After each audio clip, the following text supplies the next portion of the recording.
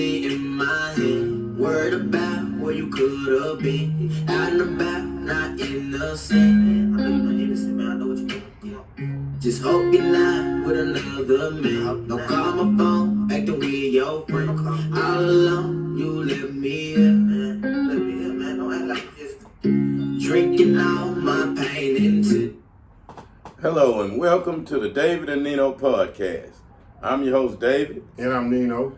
And that was our artist, All the Don. That was his latest hit, Hennessy. Make sure y'all go out and get it.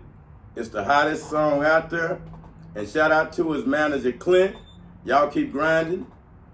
And I have to say again, special shout out to all our listeners. Thank you for listening, especially all of our ladies, Tammy, Carrie, Cornella, Amy, and the rest of y'all that I didn't mention, Brandy, Kiara, Kennedy. You know, I really appreciate everybody listening. It really means a lot to us, and especially all of the people in Chicago, the DFW area, Houston, and everywhere else I didn't mention. Thank you so much. We really appreciate the support, and make sure you subscribe, hit that like button, and keep listening. We're going to keep bringing you the latest news and the sports and whatever's going on out there. And today we're going to get you caught up with everything that's been going on. We're going to start with politics and what's going on with the Donald Trump transition team. He made some appointments over the weekend, and he's gearing up to take office. He announced his attorney general, which he had to withdraw from consideration after finding out that he was involved in an underage sex scandal, and he had to appoint a woman in his place. So he got kind of off to a rocky start there. He has appointed Robert F. Kennedy Jr. To his cabinet. He has appointed an openly gay person as Treasury Secretary. He have a diverse cabinet, and he has people that been in Fox News. He have one of them reporters that was very loyal to him, and he has appointed him a cabinet post. It's also expected that he's gonna give another ambassadorship to the New York Jets owner.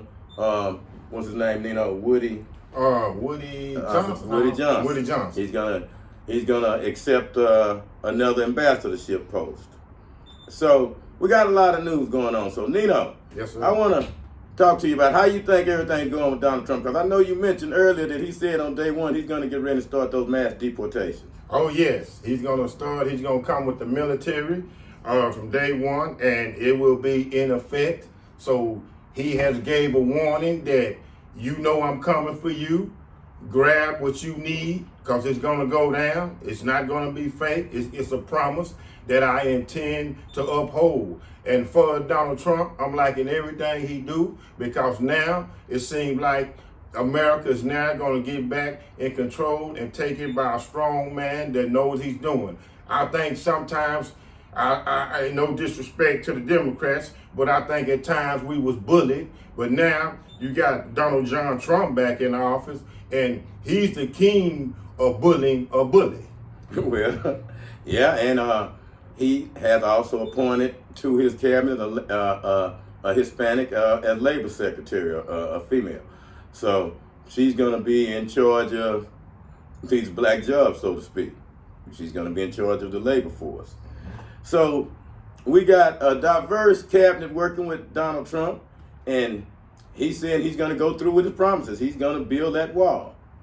He's going to create more jobs by deporting immigrants, people that, like he say, shouldn't belong here.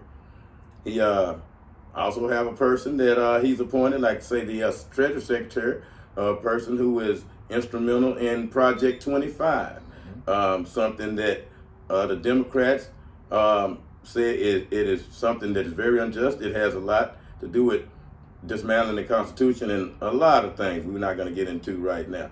But one of the key things that's going on right now I'd like to bring up about here is a fight brewing between Donald Trump and the Federal Reserve System, the Federal Reserve Bank. and its chairman, Jerome Powell. Donald Trump and him has been at odds since the 2016-2017 when Donald Trump accused him of hiking the rates and trying to make the economy look bad under his watch, and it was a big mess. And Donald Trump has vowed to make sure to remove him as chairman of the Federal Reserve Bank. And the Federal Reserve Bank was established in 1913, and they have a board of governors who actually control it. Nobody actually know who directly controls it, but it is a separate entity apart from the government. And Jerome Powell has said that Donald Trump cannot remove him. He's not worried about Donald Trump trying to remove him. So now we have a big fight brewing between the central banks. Now, for everybody don't know who the central banks are, these are the people who control the money supply. The Federal Reserve System, the Federal Reserve banks, they control the money supply. They control all the money markets, and they control the hiking of interest rates. So no one gets past them. Everybody thinks someone like Elon Musk, Bill Gates, and these guys run business and run the world and things of this nature. It is the central banks, because without the central banks supplying operating capital to Microsoft, to Tesla, to Amazon, to Google, these companies would go bankrupt overnight. Yeah, David, because, and I'm going to let you get back to it, perfect point. Because I remember you educated me on that. No matter how rich, from billionaires, trillionaires, millionaires, whoever, you have to have the banks, the central banks, as a principal part of it. And I agree with you on that, because I mean, I didn't know that, and you educated me very good on that. And see, I see with that, but for us, that guy that's arguing with Donald Trump, I mean, hey, I just think Donald Trump gonna get it done. So I mean, you know, if it's a chink in the armor, or if he got a problem with you, I mean, this man is a problem fixer. He's a problem solver. So I believe he will get that done. But I'm gonna let you finish elaborating on that. No. But I mean, that's a great point on that, because yes, millionaires, trillionaires, no matter who you are, Elon Musk, Gates, whoever you are, you have to have the central bank part in it, so they control everything. Yeah, you know, we have 12 central banks, and the one in New York is the most important one. We have one in Dallas, but the one in New York is the one that controls the most assets, and they actually control policy. They control a lot of countries, because there is only a few countries now that don't have a central bank in them. That is one of the very first things that happen whenever we go to war with someone. The banking system is going to be taken over, and the central bank is going to be instituted. And it's not publicized, but it's one of the most important things. So there's a few places that don't have a central bank in this world, and that lets you know how powerful the bankers are. So no matter what type of business idea you have, you're going to have to go through the banks, you see. And Donald Trump is gearing up to have a big fight with them. And these are the people that Donald Trump is calling deep state, because there is no oversight with the central banks. They only meet, their only oversight is with Congress. They meet twice a year with Congress to brief them on policy and this and that. And the funny thing about it, that the president get to appoint members of that board, which the board submits him the names to appoint, but it's a big deal finna go on with them. It's a big fight brewing, I gotta tell you, because Donald Trump is on his revenge tour, and when he mentioned that, and him and Jerome Powell is the chairman, and he vows that Trump cannot remove him. So we know how Donald Trump is when a person threatens him and say what he can't do, you know. So everybody stay tuned for what's going on there in politics, and especially everyone who actually voted for Donald Trump, and especially, Nino, what percentage did you say was the Hispanic, the Latino vote? 35%. 35%. Tell us about that. That's a big percentage. 35% the Latino ethnicity or race voted for Donald Trump. Now, you would think with Donald Trump, with mass deportation, why would they do that? And you would think, well, what is the reasoning with that? But as I had talked to a few of them, a lot of them believe that they've been over here for a minute. They'll think they're going to stand silent. They don't think they're going to get deported back. So one thing they are looking at, kind of just like all of us are looking at, that Donald Trump does to a stupendous rate or whatever you want to call it, they're looking at how he can generate and promote money. So they looked at it at this point, because I know a lot of social media has people on the Latino race have been on social media and saying, well, how would they do that? Why would they do that for what he is trying to do to our race? But a lot of them are already over here and they don't figure they're gonna be deported. So they like how Donald Trump generates and get that money. And who don't want money? Well, you're right about that. Who don't want money? But at what expense? And at this point, it is too late to take back what done already happened. So now Absolutely. we're going to have to live with the consequences and see what happens there. And I've been hearing one of the arguments is that if that happens to them, that who's next? You know, you're hearing that come out now, that, oh, we're all in trouble. You have celebrities who actually said they was going to leave the country as Donald Trump was elected, and some have. I've heard Ellen DeGeneres has left the country. Oh, really? Yeah. She said if Trump was elected, she would leave, and I believe she went through with it. She's living in London or somewhere like that, from what I've heard. So they you have a lot of people that don't like what he's doing, and they're not gonna stick around to see what's going on and to see the fallout for it, because a lot of people don't know the consequences of their actions when it comes to something like mass deportation. Mm-hmm. You know, I agree with a lot of things that the Republicans stand for, mm-hmm. like we talked about. Mm-hmm. Now, that he's going to go after the abortion places. He's going to make sure that abortions are basically outlawed. He's going to go hard-nosed after that. You know? Oh, and Dave, he's going to go after the transgender deal where say a man wants to, I believe he wants to get that surgery and get possibly female body parts or female changes. Yes. I think it's got something to do with some kind of laser effect or something like that. Yes. Also, he's going to go after that very strongly too. Yeah, he's going for a man and a woman. Whatever you was born, that's what you're going to be. That's what you're going to be. That's what you should that's be. What you and should he's be. going to go against anybody that tries to go anywhere else about that. He's going straight against that. Donald Trump is not for that.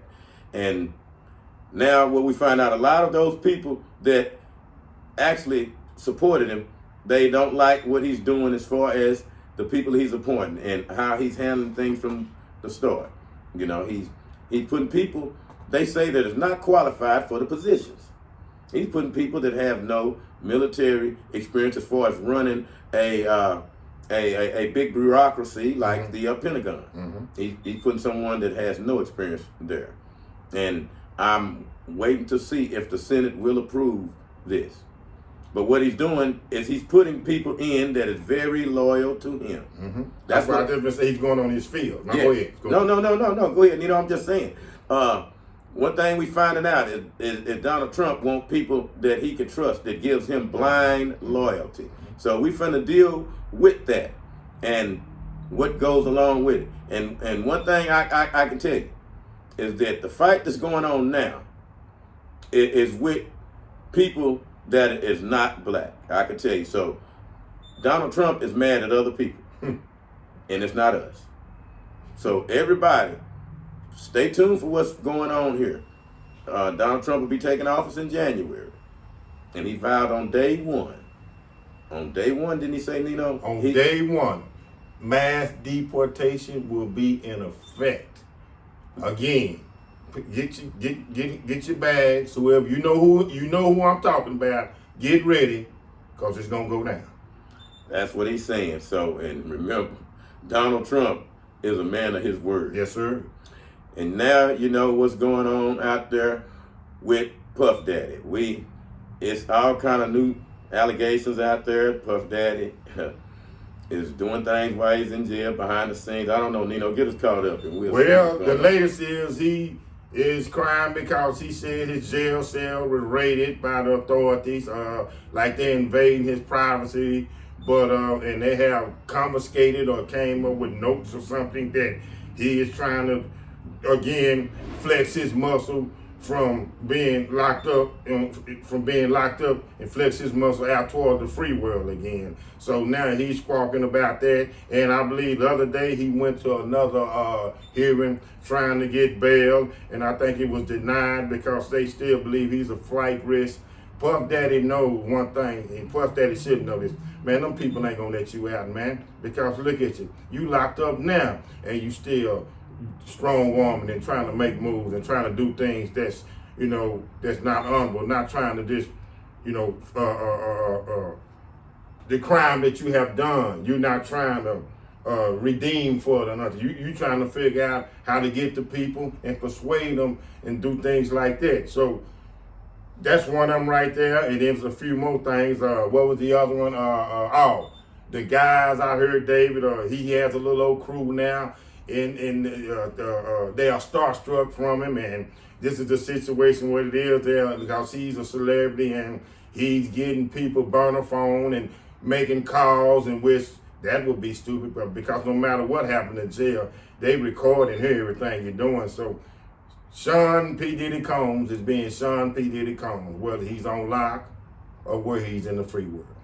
Well, and I'm hearing that Puff Daddy is suing Shine to keep him from releasing a documentary. Yes, that's facts. Now Shine got a lot to say. Shine, he's now saying that, hey, this man framed me. He was the man behind this. J-Lo had the gun. I was in the crew. I know everything. And Puff Daddy do not want that documentary to come out. So What do we have here with Puff Daddy? Because, you know, I hate to say there's a rush to judgment going on here, but when you being tried in the public like they doing him, it's hard to not formulate your opinion about what's going on. Now, they said that Puff Daddy was in his cell with notes threatening people, telling people to pay people off and to dig up dirt on them. Now, why would Puff Daddy be doing this if he's innocent? You know, we say you're innocent until proven guilty. And I'm tired of everybody dumping on this man if he's innocent. Mm-hmm. But he continually acting like a guilty man. Yeah, he had like guilty. And then, Dave, did you hear the one about the one so-called is supposed to be a comedian, and he was at, I guess, his L.A. home or whatever his residence is, and all of a sudden somebody is in his backyard or something, and he's like, well, who is this? Who are you? And the guy replied back, say, how much is so-and-so paying you? How much are you getting compensated? And when the guy answered, who are you? And he was saying, well, whatever they giving you, we can give you double, which they lead to believe this is, again, Puff Daddy got his hands on somebody that's in the free world and trying to reach out and touch or strong on somebody else. So, like you say, I hate what he's going through, but man, if you innocent, why are you so persistent on doing what you do? Yeah, it's hard to understand why, but you know, there's two sides to every story, and I'm searching for some way we can see that maybe Puff Daddy is not the monster that they're making him out to be. Okay. You know, we let's, for instance, the bail hearing. Yeah. We have a bail hearing set for Monday. This will be the third one. He's been turned down twice. He's looking to put up a king's ransom, his Star Island mansion. Mm-hmm. He's agreeing to whatever conditions they say, whether I don't get no one visit, put an anchor monitor on me, restrict anything. Just let me out of jail. But David, on that, don't you think he should have been at least allowed to get bail? Well, let's consider why they saying they shouldn't give him in particular bail. The things he's accused of He's accused of weapons possessions and using force. Mm-hmm. You know, they found weapons in his possession at his home that were raided, with serial numbers filed off of them, which means these are hot weapons that were used in the commissions of crimes. Right. So they can't be traced. Right. So that raises red flags with them. Okay, Puff Daddy. This part of it has not been reported because the government always going to keep their case closely guarded, close to the vest. Puff Daddy has done things we've heard about that we have not really too much been talking about, and I'm meaning a person's car being blown up, people dying around him that has been poisoned, supposedly. We haven't been hearing about what Jamie Foxx has actually said, other than we know Jamie Foxx has went to the feds. Kidnapped with the intent to traffic from state to state. Yeah.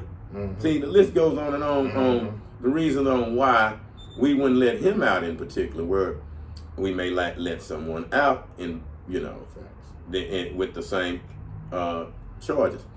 And the reason why I'm saying that is because tomorrow at their bail hearing on Monday, they're going to be raising the point that Abercrombie and Fitch is people who was accused of the same type of sex trafficking was allowed out with $10 million bail, with no second and third bail here, bond here.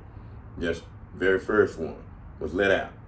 So they're going to argue that those two cases are similar, and you're not letting him out because he's black. We're going to hear the race card play for the very first time now, because that is going to be one of the arguments they're going after, Nino. And they also said that I have got reports from my people that, again, a lot of the rumblings is that Puff Daddy never denied that he was doing what he was doing, with the sexual acts and everything, but it was consensual. And what the big objectivity of it, or what should be the big decision should be made of, was he doing anything illegal as far as the with the baby oil, was he having people taking it, and it was also affecting their memory or how the way they act, was like the tranquilizer and everything. So a lot of that also is still coming up. But yeah, I have seen that too, where he never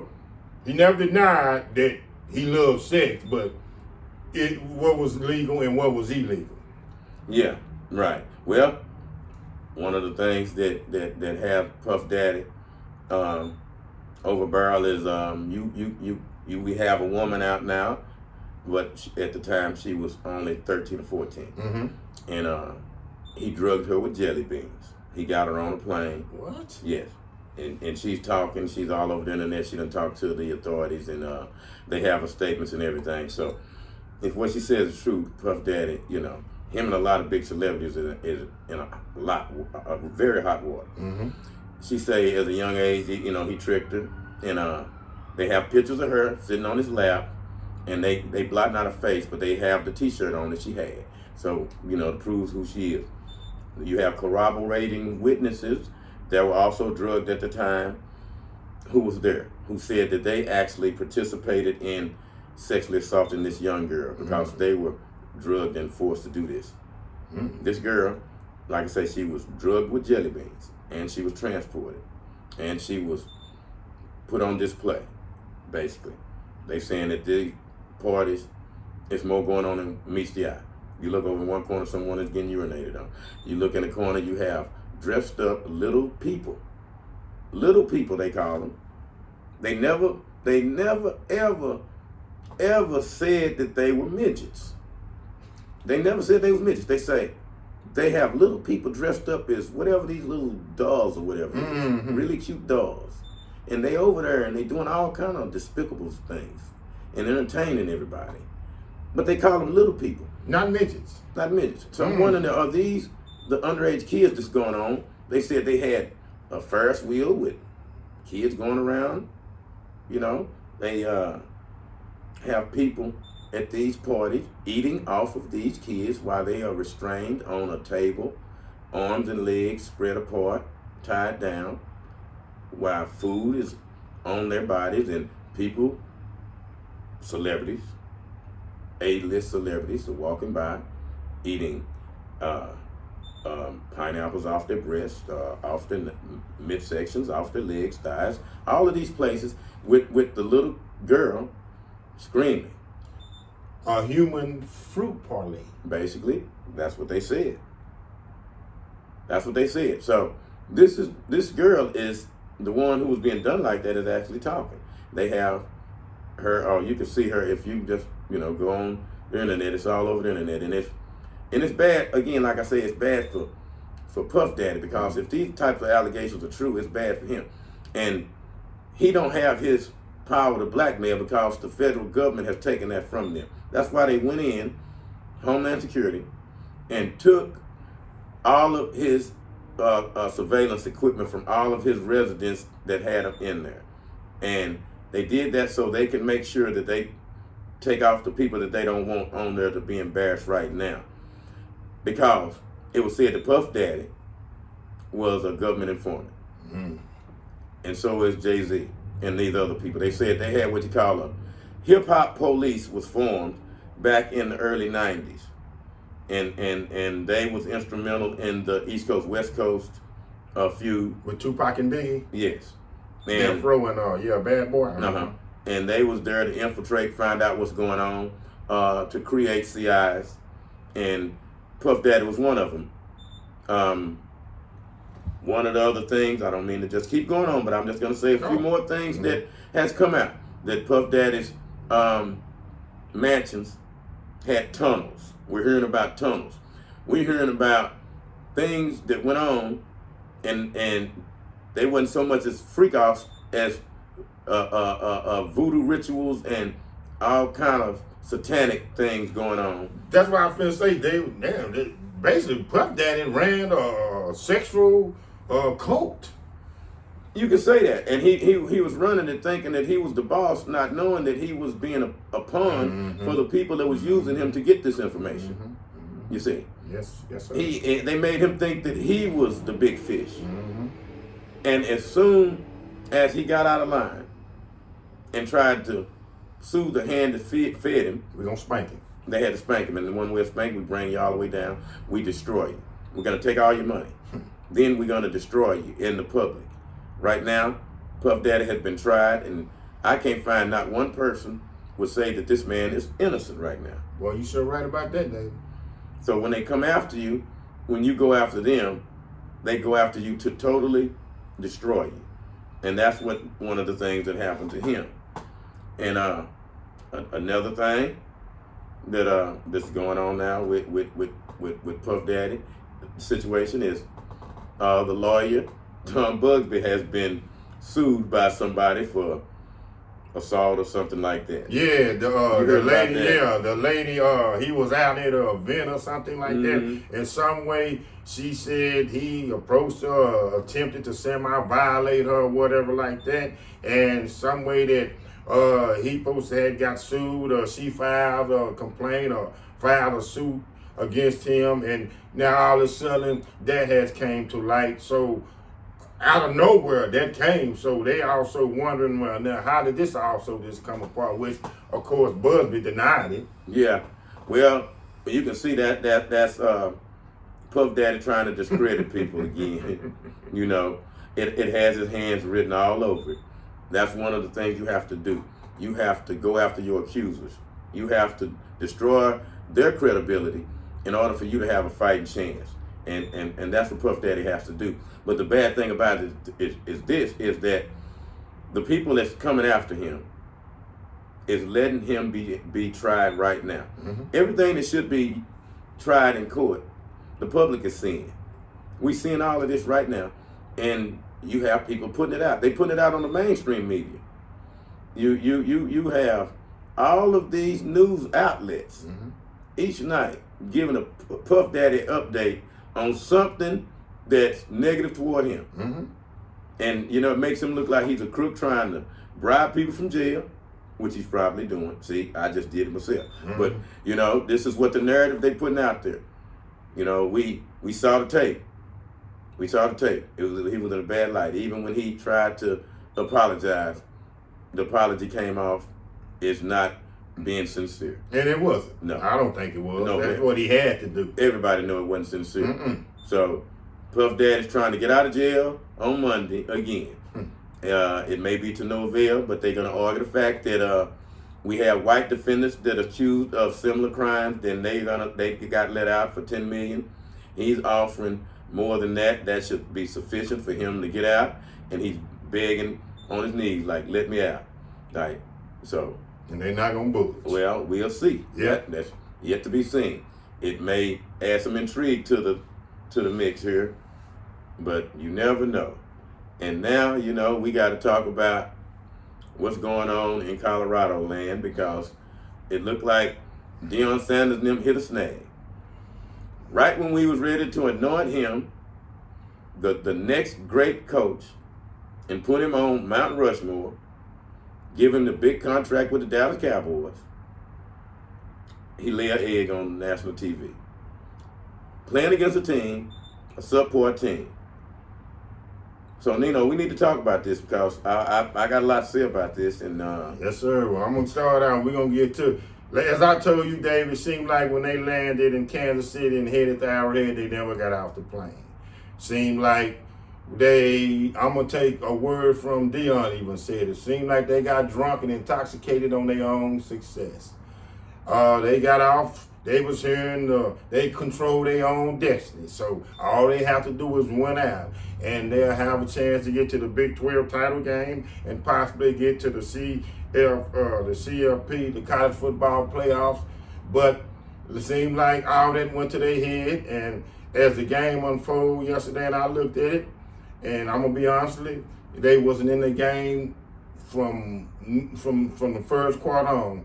Kansas went down and scored first, and it seemed like Shador and them was just chasing from then on. But, I'm going to let you get doing that, because there's a lot to talk about this, man. It's just a lot to talk about.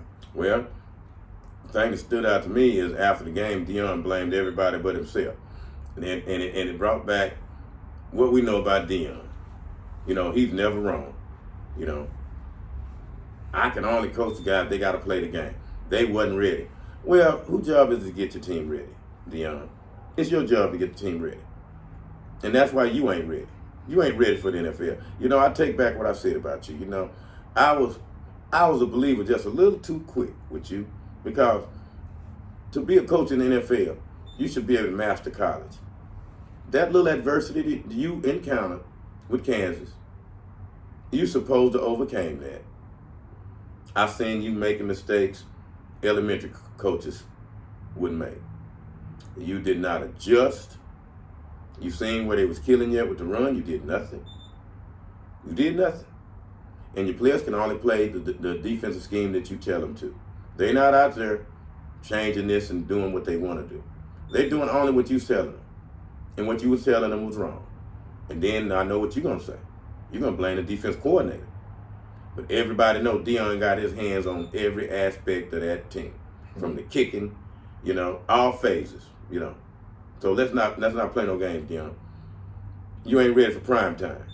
See, you a talker, but you ain't a doer when it's time to be in the kitchen, you see. Because what happened when you ran into those big boys over there in SWAC? You see, when you came up against them in the bowl games, you got beat. And you was at full strength. See, now you playing against these tough teams late, where you playing against teams late in the year, where in the pros, you got a lot more games to go. And you got to be resilient.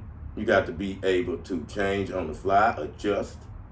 You got to be able to outthink your coach, other coach. Your coach is your opponent too.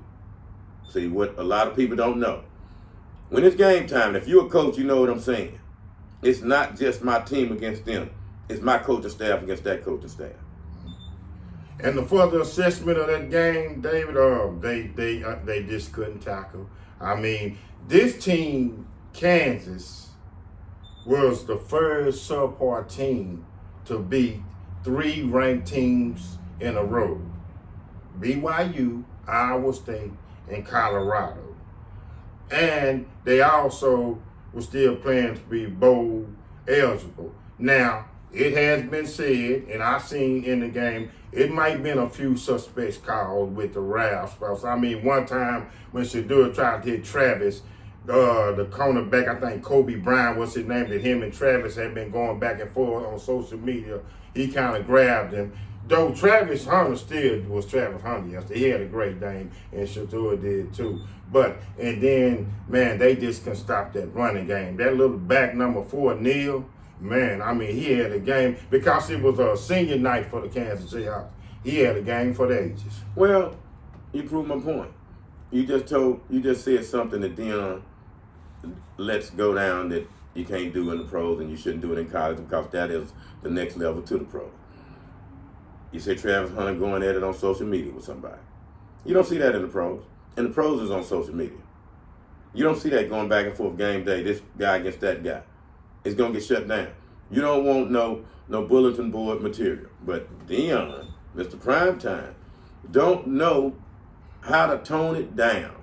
How to tone it down. Sometimes you ain't got to be that flamboyant guy and let your kids operate like they have no discipline. Like they have no discipline. And you want to brag on them and sing their praises and say all of this about what Travis Hunter don't smoke, don't drink. Well, hell, he arguing with a guy on social media. You know, you arguing on social media. Okay, that is something that you shouldn't do. So a wrong is a wrong. A wrong is wrong. We don't need all of that. You know, even though technically you can do what you want. But when you trying to show the world that you are this type of person, and you let your play speak for yourself on the field. And that's what Deion did, but even though Deion still ran his mouth. Everybody ain't that. And Deion didn't run his mouth like he did in the pros, like he was in college. Yeah, he was in flamboyant, but Deion was not prime time until he got in the pros and started playing both sports. So I blame Deion now. Now I'm seeing why Deion say he can't coach, he wouldn't want to coach the pros. Because he's not an example of what a good coach would be. I'm telling you, I said that a long time ago. I don't like his demeanor on the sideline. I don't like the fact that Deion like to wear gold on the sideline, okay? The players wear gold. The players wear jewelry. There's nothing wrong with wearing jewelry, okay? Nothing wrong with it. Nothing wrong with it. But to me, there's a time and a place for that. And a lot of times when you have on jewelry, subconsciously, you trying to look good. And when you're trying to look good, you ain't going all out. I don't want to mess up my $50,000 rope I got around my neck. That is at the back of my mind, no matter how I'm trying to look good out there, you know, like I'm concentrating on football. You know, I got something around my neck is more than these guys I'm playing with making a year, you know? Yeah. Well, Coach Brown, the 37-21 loss, you know, we still putting it for you. I hope you can redeem yourself from real men. You play Friday, the day after Thanksgiving. You play Oklahoma State, 11 a.m., so maybe you can get it together, because I'm still putting it for you. But, man, that hurt yesterday. But, hey, sometimes, you know, things can just happen. And even in this post-conference, he even said maybe this is what they needed. And so we're going to see. Well, they're still now 8-3. I don't know exactly. I haven't seen. I'm going to have to go home and do my numbers and do my research and see, are they mathematically eliminated from making the Big 12, or mathematically eliminated from making the college football playoff, in which they came in ranked number 16. So they probably will go back a little bit, because remember, Dave, you got to have it. It's the first 12 teams ranked to make the college football playoff. So we're going to have to see. But, you know, that kind of hurt me yesterday. I'm telling you, for people, how much it hurt me. And I told David, I had my Colorado jersey on. By the time I met up with my guy here, I didn't even have it on. No, see, you gotta, you don't want to wear it proudly. And we all were pulling for Deion to do good. Yeah. We pulling for him to do good, but you got to do good. Yeah. You got to make the right decision. See, this ain't no feel-good thing, and we hope, because you get fired. You get fired for messing up here. It's like on any job. If you don't get the job done, then you out the door. Now, again, Deion, I'm not gonna give you no pass right now because I saw you making critical coaching errors in a game where you being evaluated to see if you could coach on the big stage. See, that's how Lincoln Riley lost that Cowboy game. He got blew out in the bowl game. Did not show up, got beat bad, embarrassed. Embarrassed to the point he didn't show that he could adjust and take on something that's happening in real time. He didn't show his gamemanship. He didn't. He didn't. And you being evaluated, all coaches be evaluated, especially in tough games where you get behind. Deion, you were behind and you had no sense of urgency. I'm looking at you out there having your players not even in no type of hurry up, and you down 2 scores, and time is running out, and y'all are playing like y'all have the lead. Have the lead. See, those small things people watch. You were caught up in the moment. You didn't know, because no matter what you say, you know you should have been speeding the game up. Then you was calling crazy running plays. I don't care what you was calling for. They didn't work. They didn't work. I don't want no excuse. It didn't work. So whatever the reasons, when the time came for you to show up as a coach, you came up short. You missed calls. You know, your players, you know, was not prepared. Let's just get to the point. Let's get to the nuts and bolts and the root of what happened. You know, they wasn't ready. Like you started off saying something about when they got off the plane. Something. Yeah, when they got off the plane and then they looked like they was. They was getting caught up with the social media vibe and everything, and I want to reiterate something else too. And Shador took a heck of a lick yesterday on his knee, but but he's all right. But yeah, it's like, and Dave, this game has scared me like other people all the last 3 or 4 weeks because Kansas is a tough, gritty team, man. And like I say, at the beginning of the year, they was projected to be fighting for the Big 12 championship. They was one of the teams that you could say with the BYUs possibly or with the Kansas States or one of them teams that were going to be there. But this game, man, scared me to death. And, man, it was just, and I know you win some and you lose some.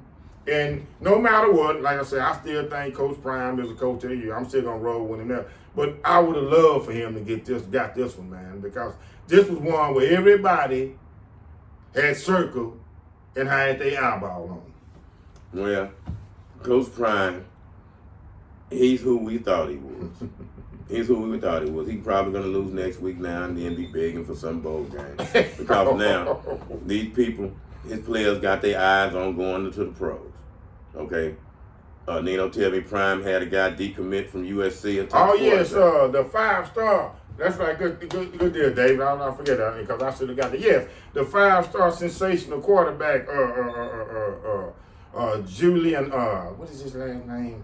Julian, Juju, though, but he decommitted from USC, and now he's going to come to Colorado because of the Prime effect. And he's a 5-star committee.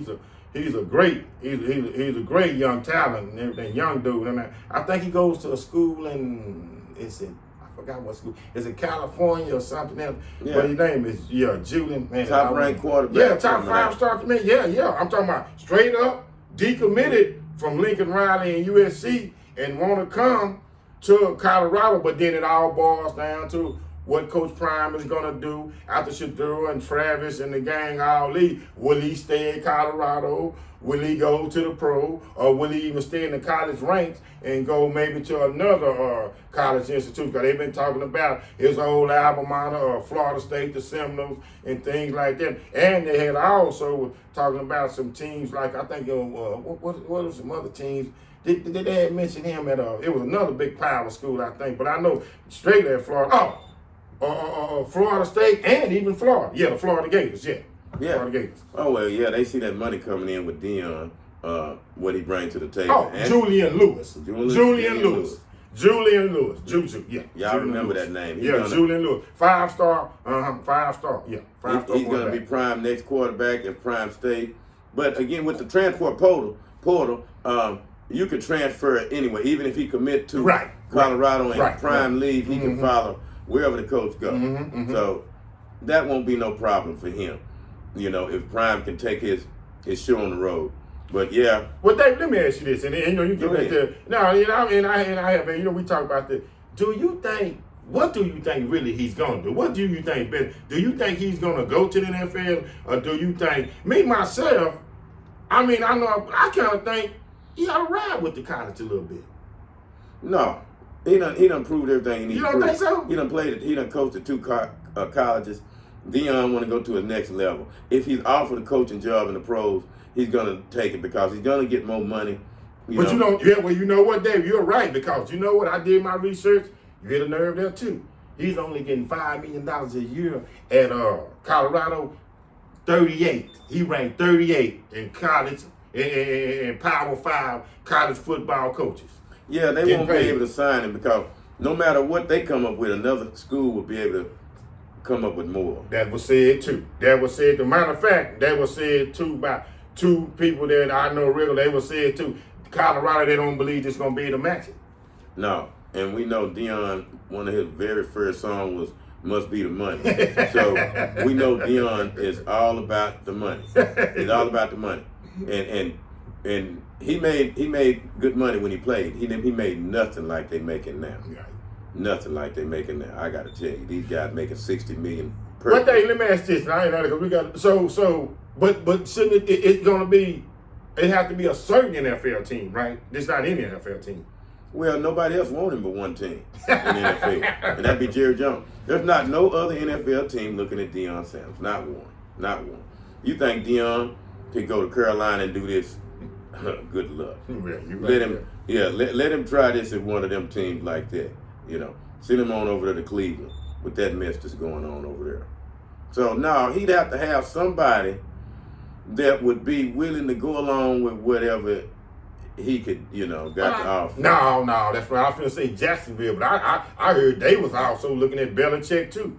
Yeah, Jacksonville, yeah, but Jerry, if Jerry done cut a deal with Belichick, it's all she wrote. I heard that Belichick was on Jerry's short list, not Deion. I think we started the Deion conversation, Yeah. And, I don't think they would really seriously look at Deion because coaching is a different ball game, and I don't think the pros would respect Deion. I thought, it's a good hire to make news, but I don't know if he could galvanize the team. I don't know if he is an X and O guy enough because I see his boy make some good passes, good plays, but most of their big plays are screen plays. They do, they'll throw a little screen and a man to run 70 yards.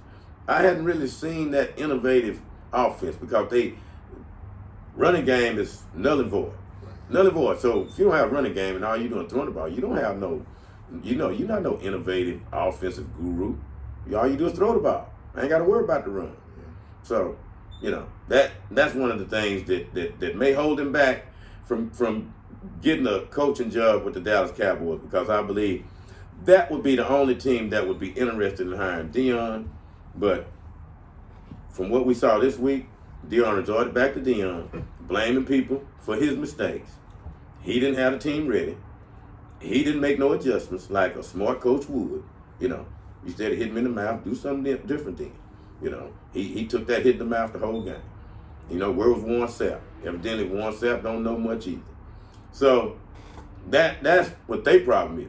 But now, what is the Dallas Cowboys' problem? Do anybody know what the Dallas Cowboys problem is? Because I tell you, Dallas Cowboys, they won a crazy lopsided, well, it was a crazy game that went back and forth. Nobody wanted to win it. It was a Keystone Cops type of game. Nobody even took it serious. It was entertaining because it was comical.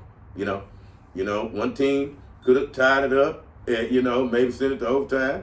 They field goal kicker missed it. It's just a comedy of errors. Yeah. Then the Cowboys won a game that they should have lost.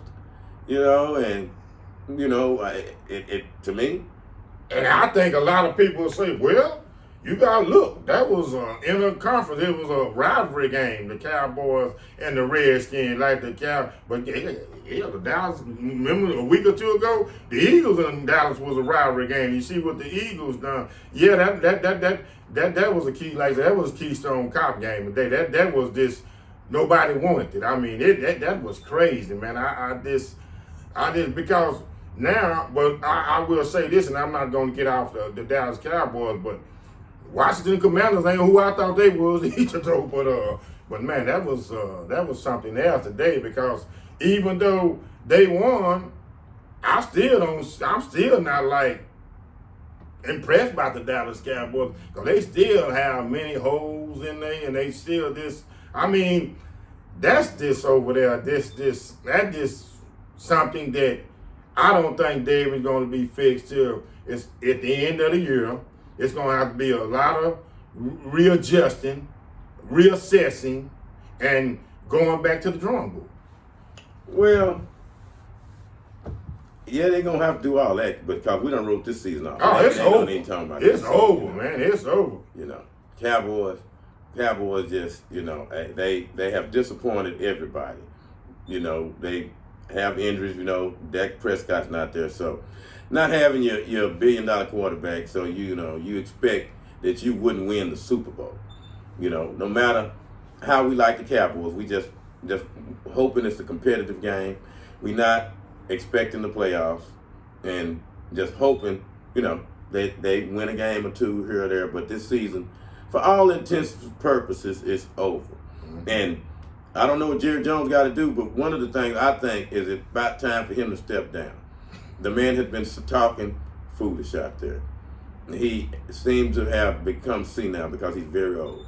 And Jerry is someone that I used to admire on how he took care of some certain players, and seemed like he was a good player owner for the players. You know, but now I see that the game has passed him by. You know, you right there. I remember me and you with that argument. You would stick with that man to the fullest. I mean, even against me, you were like, no, Nino. The madness has here, because it was asked, Jerry, what's wrong with the Cowboys? Are you worried? How we gonna fix this? And one of his replies is, I'm not worried about nothing. Yeah. I'm the sixth most winningest. I don't want the sixth most games of any franchise in NFL history. Yeah. He went out there like Bill Russell used to. You ask him a question about something, he started talking about slavery. You know, Jerry doing that now. You know, he embarrassing his family. They got to find a way to wrestle power of attorney away from him before he really say something, you know.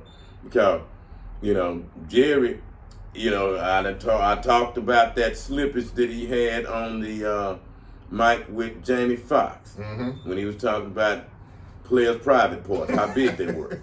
You know, he was caught on a hot mic. And I was telling Nino, how would this man know something about that? How would this man in particular know the actual size of this person's genitalia? And it goes back to the what? Hey, it goes right back to when they get drafted. There you go. And they at the combine. You see. And the reason why I'm bringing that up, we have Dez Bryant. I guess he's disgruntled now. So now he's talking. He on the internet. He letting everything out the bag. He letting everything out the bag. He's saying, man, the league is fixed. He say, man, the other team be knowing what the plays is. He say, people be wide open, and they know they wide open, but they told, don't throw that ball to them. For some reason, that they know who's going to win the games and all of that. Him and Victor Cruz was talking on the video. And Dez is pissed. He's saying, when I was playing, they know I'm open. Dak, I'm wide open. He won't throw it to, won't even look my way. And it all goes back to, I used to say, when the coach called the plays, that's the play you want to see. And a lot of people think that you out there and you can do what you want. And you are a player, and the coach is the coach. It's the same way as it was when it was Little League. The coach is the boss, you are the player. Even when you're making money, the coach is still the boss. So the coach, if he called a play, he expected to be ran. Well, Dez saying, shit, I'm wide open. And he know I'm out there wide open. He ain't even looking my way. Yeah. He can't figure nothing out until he done retired, and he realized, hey, man, You know it all over. They told you don't throw it to me. This game is fixed. Dez Bryant is saying that the league is rigged. They know who's going to win, and they know who's going to the Super Bowl. Go ahead, Nino. No. I'm just going to say because it's a well-known guy that I deal with when I be at work that I talk to a lot, and he's a great gambling man, and he's pretty good on them numbers, and he has been telling me that for years, because I'll be like, man, Patrick Mahomes in Kansas City is unstoppable. He say, look here, let me tell you something. They okay, but it's fixed for them anyway. It's fixed for them anyway. That's who they want. It's all said and done with the preset. It's all said and done when it starts, because and when I think about it, I have seen some remarkable stuff in Kansas City games that I'm like, no way they should have came out victorious, but they did. Yeah. Well, you know, the NFL is the biggest monopoly it is. You know, they have no oversight from nobody, and that's why those are a choice of businesses to own. You know, everybody can't get in. There's only 30 of them, however many teams it is. And 32. 32. And these are the guys that run the Coliseums. The Coliseums is where all excitement happens. The games, the entertainment venues, you know, the majority of them come through these big giant Coliseums. It costs billions of dollars to build. So, in these guys' meetings, they spread up the spoils of all of this. To an owner, they can care less who wins. They know these are just gladiator games.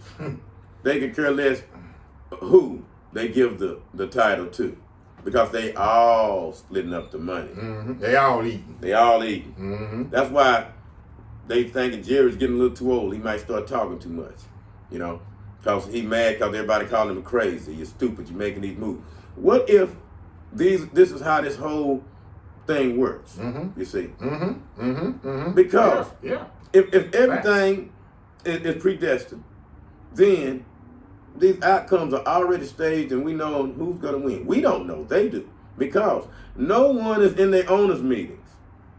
There is no recording of the minutes on what they talk about.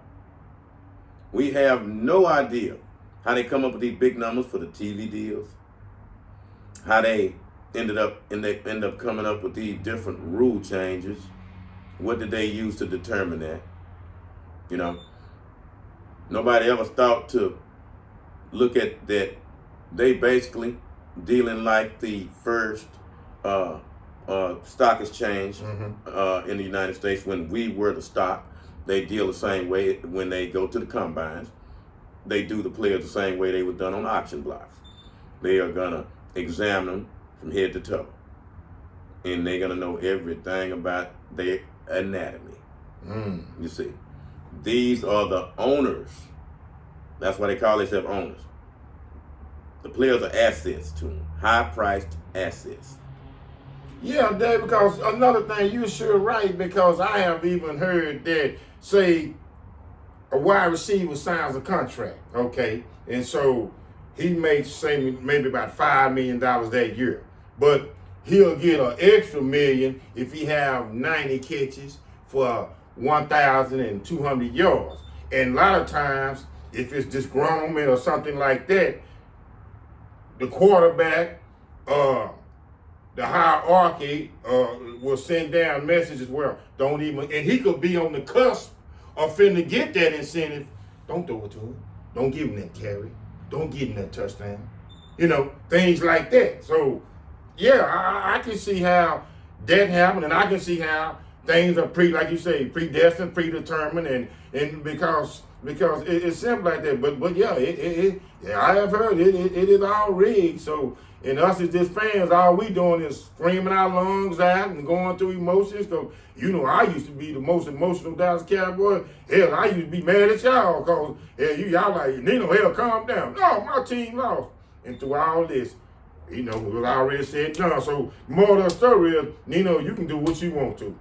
it's all said and done. Well, you know, Antonio Bryant said those types of things. That you know, he had some incentive that he was about to reach if he caught one more pass, and they wouldn't throw it to him. They had 2 quarters to throw him a ball, and wouldn't do it, and he got mad and he, you know, stormed off the field. Yes. So knowing things like that, you know, it lets you know there's more to it than meet the eye, because someone above you would have to let you know, hey, we don't need him to catch no balls. No. Now, think about it. We're in a tight game. Right. This man is open, and we need him. You know, we need. And he's your go-to guy. Yeah, but you better not throw it to him. He's your go-to guy. You better not throw it to him. That means we learn to throw a game. We learn to throw a game. If I'm telling you, no matter what, don't throw it to him, and we know he's going to be open. What is that telling you? They're telling you got to read between the lines. They're telling me we done let the other team know what we finna call, and don't you go against what we telling you, so we can get our desired outcome here. You see, y'all operate as instructed. That's why y'all sign these NDAs. You know, them non-disclosure. Don't nobody say nothing outside of that, including what goes through when we have you on the, I ain't gonna say auction block, but when we got you up on the stand, butt naked, we weighing you, we checking how big your feet is, your hand is, your ankles, your ankles. Yeah. As we come on up, what's after your ankles, your thighs. So why would we want to stop when we go right here to find out the size of that? Right. So see, I'm saying that to say this: Jerry Jones on a hot mic telling Jamie Foxx the size of one of those players' genitals, and it was called Jamie Foxx off guard. Right. And I was telling everybody how Jerry would know that, and that's how it would catch me off guard. Well, you dealing again with owners. These owners, and whether it's in basketball or football, those are some of the best businesses that you can own. It's guaranteed money maker. They making money so many different type of ways you couldn't imagine. Just imagine if we sitting back fixing the odds. How much money we making? You see, how much money are the owners making? Right. Because nobody can get in their books, find out what they're doing. See, it's a big monopoly, and they getting away with it. That's why when you go to talk about the Dallas Cowboys, this is a tricky fish, because the Cowboys is the barometer of the NFL. Right. They use the Cowboys to make money for everybody. Everything. So when the Cowboys, if something going on like this, it's a reason behind it. It's not mismanagement, because remember, those billionaires, they live and operate in a different world than we do as a fan. Yeah, because I have even heard the greatest mouths say, when the Cowboys are on and winning and rolling, everybody is prospering, eating, and benefiting. Yes, everybody is. Everybody is.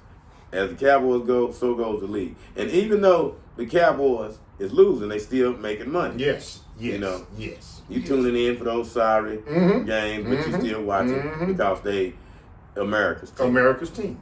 Right. But from us looking at it as fans, it is terrible over there what's going on. Oh. It's the players have given up, because the players is not, they don't understand it.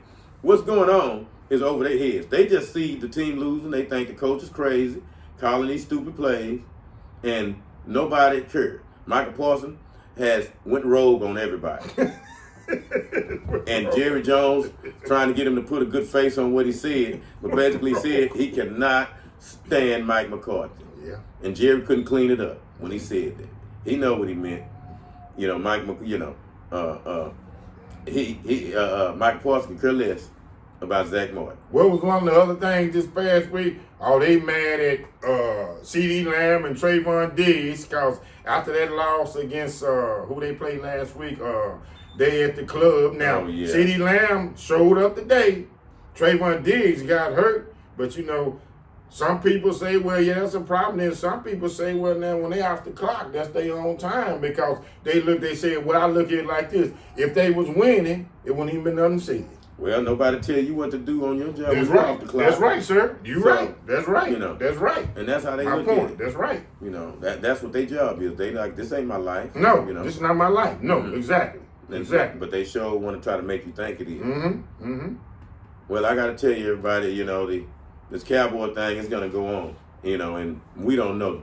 I hope what Dez Bryant said goes viral, so we can have a lot of pushback. Yeah. You know, I want to see what people got to say about it, because, you know, he let the cat out the bag, because that's some of the things I be suspecting. People be suspecting that because, you know, you always want to wonder about these things. How is this happening? You know? Yes. I mean, this at the craziest time because, David, this game today we watched, it was some unbelievable things that we were like, the game is over. It's time to pack up and go home, and all of a sudden, the game is not over. Well, go look at a couple of games ago when Kansas City Chiefs played, and they had a prop bet on how much many yards that Patrick Mahomes would run for. Mm-hmm. And it's at the end of the game, and the Chiefs had the game, and they was doing kneel down, and they was gonna set to pay a big amount of money on that prop bet because he had covered it. He had ran for, I think, 40, 50 something yards. Mm-hmm. Mm-hmm. And he was right at the limit on the yardage. And then on his next kneel down, he ran back about 5 yards, deducting off of his run total. Mm-hmm. Instead of just kneeling down right where he was, he ran back 4 yards and did it.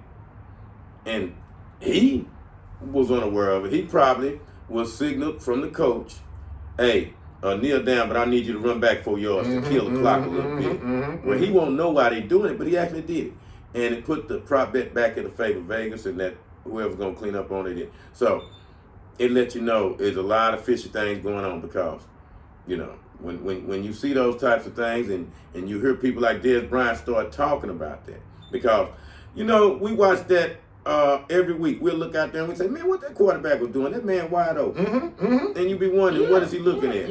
And then you had announcers who's working for the league still lead us in that crazy direction that, he just missed it because of this and that.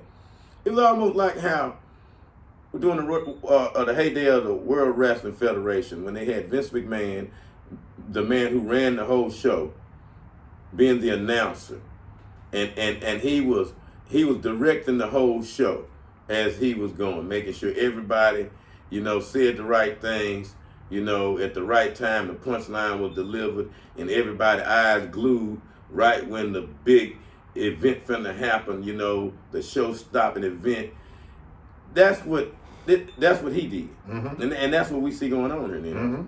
Yeah, a fact. That's fact. I remember how the Von Erichs. I used to watch the Von Erichs, and all of a sudden, Fritz Von Erich, because you had Fritz, Kerry, I think David and Mike. I think they were named like that. And all of a sudden, Fritz Von Erich down, and he would come from, and he down and beat out, and you think they finna 1, 2, 3, and he'll come from the depths of hell, and then all of a sudden win. So, you know, but I went to a wrestling match before, and that is something to behold. Well, but I'm saying just to pull off a hoax, you just need a few people to know what's going on. Right, And especially if you have the directors and the announcers work for the NFL, so they know. That's why they always have that director of officiating there, so we can always set this narrative. They all work together. The league and all of these guys work together, especially the announcers. That's why you have them phantom calls and all that. Yeah, and then we'll call in the chief referee to explain it to us. You see, to make sure we let y'all know this is all up and up, but it's all a staged event. Everybody know. You see, they knowing what to say, who to angle they talk it and all of that, because they're giving scripts the same way you'll see them talk show hosts. This is the story we're going to talk about today, and we're going to make it look bad for this guy. So don't you get off, you know, don't get off script. But the get back will be they just made a bad when the ref let one go or so or so or something like that. Yeah. So that's how that goes. Yeah. So, you know, when we deal in these events, you know how everybody would talk about reality TV, and you know, you think a sporting event is true reality TV, and it possibly may not be. It may be just like the wrestling, a staged event, and the owners are the ringmasters, right? And all the people works for them is part of the show, and the public is the only ones who's fooled. This is David. And this is Nino. Tune in again to another episode of the David and Nino's podcast. Hey, y'all don't forget to click that button and get them subscriptions going. Love.